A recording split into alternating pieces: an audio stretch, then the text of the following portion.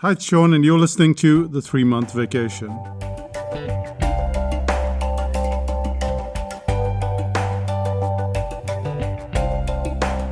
Many years ago, and this is going back almost 20 years ago, I was sitting at a cafe in Auckland, and a friend who was having a coffee with me asked me, how do you write these stories?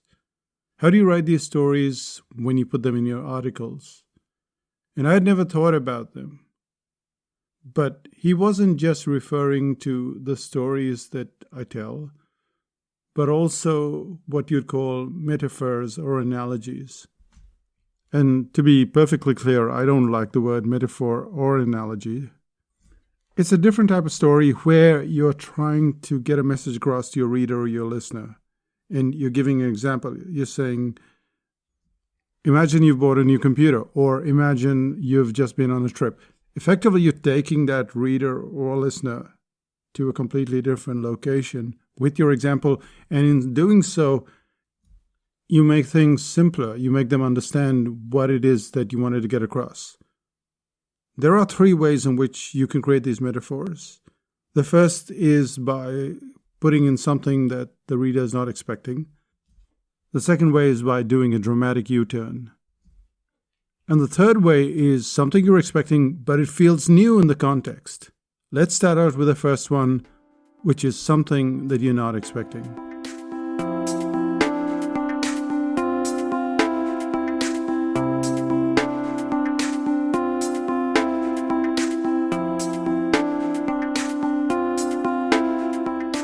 Imagine a 1,000-piece puzzle.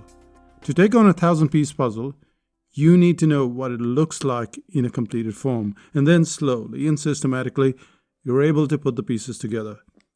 Even with the completed version, it is a difficult process working out what goes where. Now imagine that same 1,000-piece puzzle, but it just has 50 extra pieces. Those pieces don't fit anywhere, but they're just enough to cause an enormous amount of chaos. Life is like that 1,000-piece puzzle. You have 1,000 things to do. However, every now and then, you get another 50 random pieces that are added to your day, your week, or the month. What seems complicated in the first place has now turned quite chaotic. This is what adults call stress. A situation that is challenging but goes completely haywire. However, what if we looked at stress in a different way? So that was the first example where we looked at something that you're not expecting. We had the 1,000-piece puzzle. We started out with something really boring, and then we added 50 extra pieces. You're not expecting that. You think that the 1,000-piece puzzle will roll out like somebody looking at the puzzle and then solving the puzzle, and it goes a completely different way. That takes you by surprise. That alerts you. But we didn't do anything dramatic. What did we do in example 1? We looked at a boring story, which is solving a jigsaw puzzle. Then there's a tiny tweak in the sense that it's a 1,000-piece puzzle. Still nothing exciting. But then we add 50 random pieces that don't fit anywhere. And that's something that's not expected. So something that's not expected is always going to get the attention of your reader or your listener. And that's how we finish our first example. Let's go to the second example, or the second method, and that is to take a U-turn.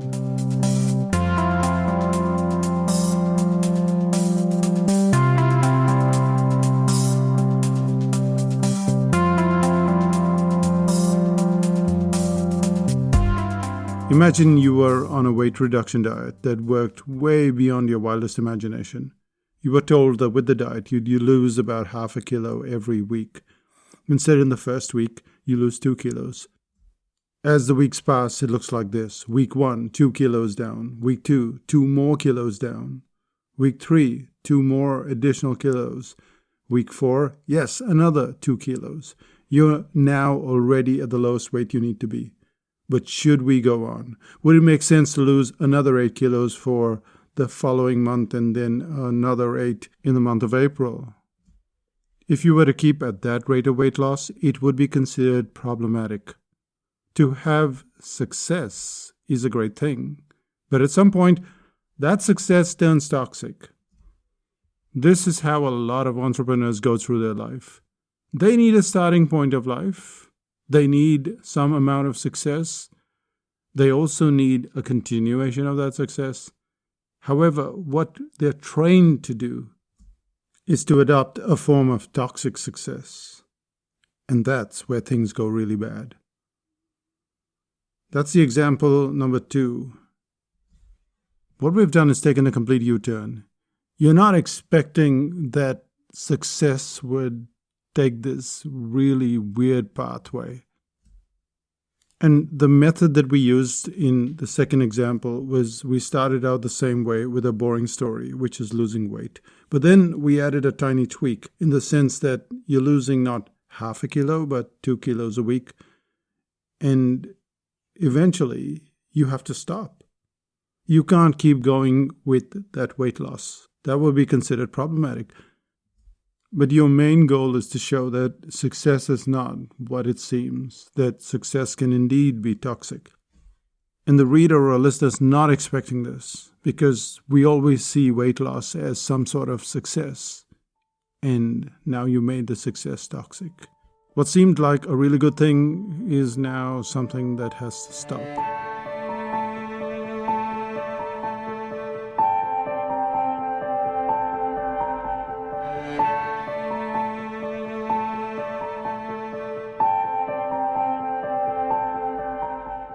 So far, we've seen 2 kinds of metaphors. We started out with something that was not expected. And then the second metaphor is still something that's not expected, but it's a dramatic U-turn. It's not gentle like in the first example where you just added a few pieces of the jigsaw puzzle. The second type of metaphor seemed to be going one way and then suddenly makes a U-turn. This takes us to the third one, which is something that you're expecting, but it feels new in the context. You know this one? It's from the Brain Audit.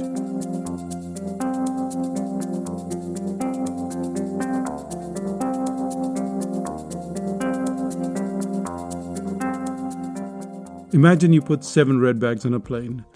When you get off on the other side, you're expecting the 7 bags to show up. You're waiting at the airport and the first red bag rolls off and you take it off the conveyor belt. Then the second and the third and the fourth. Then there's a green bag, a polka dot bag, some cardboard boxes, and there it is, the 5th bag and then the 6th bag. So when do you leave the airport? You leave when you have all the 7 red bags. Even if one bag is missing, you are confused as what action to take next. This kind of confusion is similar to what happens when clients are buying a product or a service. They have 7 issues that need to be considered, and if you cover 6 and leave just 1, the client stops short. They're confused. This is why you need to know exactly what the bags are, so that instead of leaving your clients confused, they move to the next stage. Those 7 red bags are what's described in the book called The Brain Audit. It's time to find out more about every one of those bags and to avoid the confusion. What did we see in example number 3? Once again, it's a boring story. Bags coming off after a flight has landed. But there's a very tiny tweak, and that is the last bag goes missing. However, nothing is unusual. Nothing's unusual in this story at all. What's unusual is the way the story is told, including the addition of the polka dot bags, the cardboard boxes, etc. But finally, it's almost like you're expecting the bag to go missing. It's a new context. Not many of us have missing bags when we land at airports. We do sometimes, but very rarely, but we're expecting it. And this tiny tweak of something you're expecting, but in a new context, that's what makes the third type of metaphor work.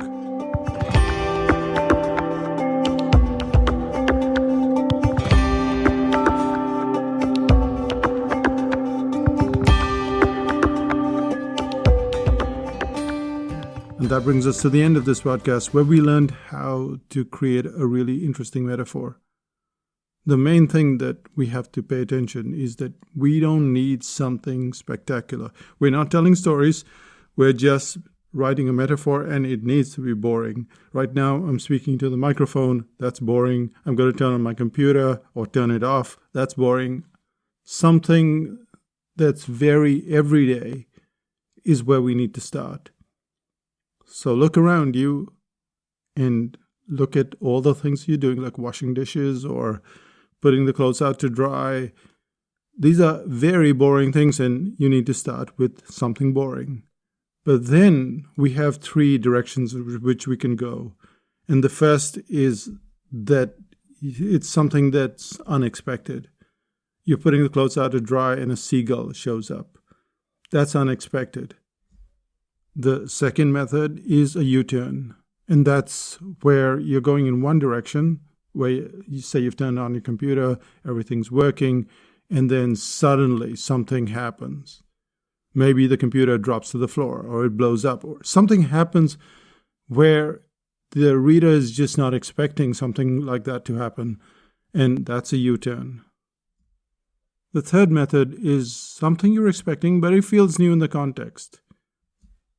We were expecting to get all the 7 red bags off the conveyor belt, or maybe 1 bag would go missing.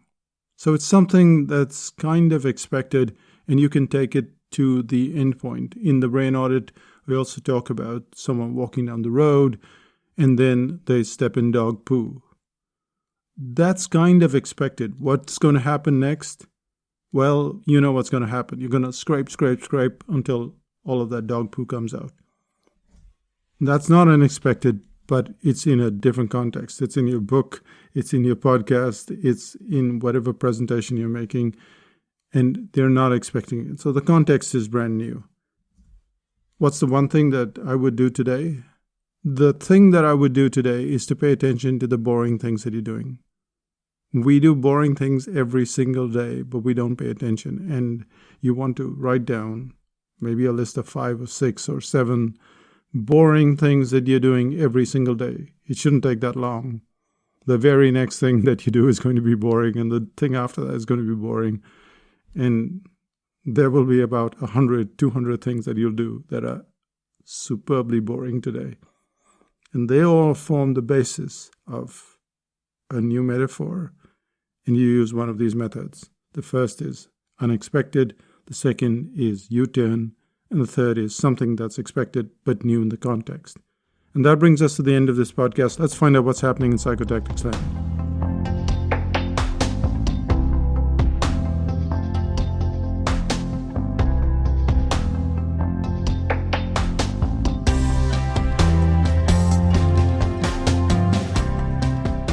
One of the things that we are most fearful is that machine learning, or AI as we call it, is going to replace us, that somehow this is the end for us. And what you need to explain to your clients is why you are different, why your product is different, why your service is different. You can't just say, I'm like everybody else. I do brand design. I am a copywriter. You have to have a system that explains why this product or that service is different from everything else out there. And it's a bunch of steps. And this is why we have a course. I mean, there are lots of articles on uniqueness that we put out. They're all free. There are some YouTube videos. You can watch all of them. But the course, it goes into it step by step and in detail. And you can check it out. You can go to psychotactics.com/U goodies. U stands for uniqueness and goodies. And then sign up and you'll get some of the goodies, and you can evaluate them and see if the uniqueness course is suited for you. So go to psychotactics.com/U goodies. On the 24th of March, we will be making this available for a smaller list, those of you that have signed up to the U goodies. So go to psychotactics.com/U goodies and judge for yourself. We're also going to be in Portugal, Singapore, and Germany. That's in Lisbon, Singapore, and Munich. Make your way there. Show up, because just leaving home, that journey, and going back, that journey, Those are times of reflection. Most people, they go to a workshop, they go to a meetup, and they think, well, that's the reason why I'm going. But often there's all of this dead time going to a place and coming back. And that's when you get an idea. That's when you formulate a strategy. So what I'm saying is that, yes, you're going to meet up with us, but I think that going to the place by yourself, away from your work and your family and everything else, and then going back, that is probably more crucial than anything else to get you to think and reevaluate what you're doing. We're also having a photography workshop, and this is for just 6 people. It's unusual. It's not something that we've done before. But if you come there, you will become a much better photographer. You will start to see rather than take pictures. Because that's what photography is about. That's what drawing is about. That's what a lot of things are about the ability to see things before you put it to paper or before you click that shutter. All of these events are on the Psychotactics site, so go to Psychotactics and you'll see an events button. And with a little luck, we'll meet you in either Singapore, Portugal, or in Munich, Germany. I'll say bye for now, and we'll see you in Psychotactics land. Bye-bye.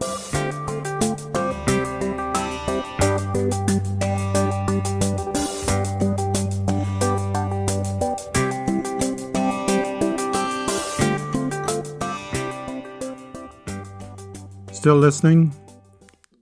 When we started out with our business, which now goes all the way back to 2000, so that's almost 24 years ago, I used to go to different events. I used to wake up early in the morning, and then there would be some kind of meeting that people would have, and I would make a presentation. This was a presentation of the brain audit, a very early version of the brain audit. And I wanted to wake them up. I wanted them to see me as a good speaker. And that's where I used to use this metaphor. So what I'd do is I'd keep a chair, which was kind of reserved, but it would be within the audience. And then as I started to speak, I would step down from the podium or step from wherever I was making the presentation and then get into the audience space and pull that chair and take it to where I was standing. And this automatically raised the awareness level. There weren't mobile phones back then, not the kind that we have now. There were fewer distractions. But audiences are still in their world. It's still 7 o'clock in the morning. Anyway, I'd get the chair, and this is what I'd say to the audience. I'm going to sit on this chair and then stand up. I'm going to sit on this chair and stand up. I'm going to sit on this chair and stand up. And this would mystify them because it was something unusual. This was a U-turn for them in a way. They saw the boring activity of sitting in the chair, but now I was standing up and doing it repeatedly. What was the story all about?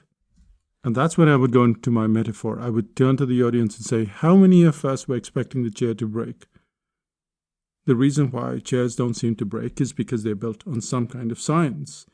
Despite us all being of different weights, we don't test the chair before we sit on it because we know that it will work as it should. There's nothing wrong with testing the chair repeatedly, but the result is consistent. The chair doesn't break because there's a science, a logic behind it. And this kind of logic also applies to marketing. We can't go around testing everything in sight. We have to have some kind of structure, some kind of science, some kind of logic.